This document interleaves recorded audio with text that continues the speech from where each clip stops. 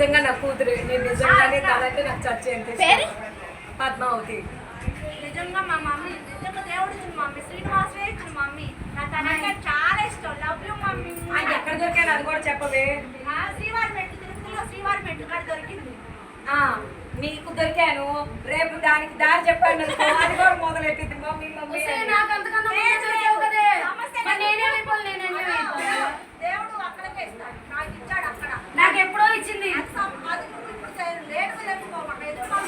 నాకు అమ్మొద్దులే, చాలు చూసి నేర్చుకోవడం కదా, అది ఎప్పుడో అపాయింట్మెంట్ ఇచ్చింది నాకు. నువ్వు అసలు ఎప్పుడు ఎక్కలేదు శ్రీవారి మెట్లు? నేనే అవునా? అది అసలు పర్ఫెక్ట్ గా మ్యాప్ చెప్పింది. ఇదా మ్యాపా? సందికే గుర్తుండదు, శ్రీవారి మెట్లు గుర్తుంటాయి. గుర్తుండే గుమ్మడికాయ తలకాయ గుర్తుంటే అంటే శ్రీవారి ఒకటప్ప శ్రీవారి మెట్లు కాడికి వెళ్ళి కొబ్బరికాయ కొట్టడం దండం పెట్టుకుంటాం, ఎక్కుతూనే ఉంటాం. మనం అటు వెళ్ళే ఇటు వెళ్ళాలి, అటు వెళ్తే లోయ ఇటు వెళ్తే కొండలు. సో కాబట్టి కూర్చొని శ్రీవారి మెట్లు స్వామి చెప్పాడు, మన యాదగ రాండి పైకి అన్నాడు. అందుకే ఎట్టు వెళ్ళడానికి ఏం లేదు కాబట్టి ఎవరికై తెలిసింది. చూసావా? అది సింపుల్ గా అయిపోయింది శ్రీవారి మెట్లు.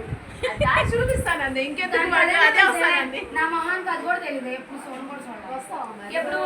ఎప్పుడు బస్సుకి ఎక్కడదాం బస్సు వీళ్ళందరికీ గ్యాంగ్ లీడర్ నువ్వే.